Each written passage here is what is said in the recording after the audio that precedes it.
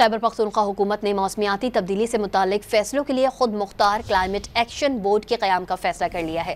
Climate action board 8 انتظامی سیکریٹریوں اور 4 نجی شعبوں سے تعلق رکھنے والے افراد پر مشتمل ہوگا۔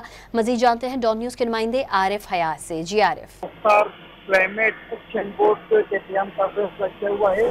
موسمیاتی تبدیلی کے حوالے سے پالیسی تیار کرنا اور مختلف محکموں سے بروقت روابط برقرار رکھنے کا مینڈیٹ کلائمیٹ ایکشن بورڈ کو حاصل ہوگا۔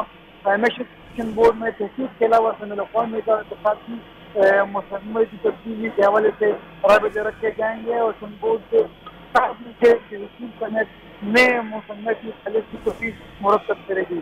4 ماہ کے دوران کم سے کم ایک بار کلائمیٹ ایکشن بورڈ کا اجلاس ہوگا اور وہ گرین ہاؤس کیسز کی ضرورت کی تحریک کے ساتھ کم کاربن معیشت کو فروغ دے گا۔ جتنا بھی بورڈ ہوگا یہ 8 انتظامی سیکرٹری اور 4 نجی شعبہ سے بڑا کرنے والے افراد سے مشتمل ہوگا جو ایکسپرٹ ہوگے کلائمیٹ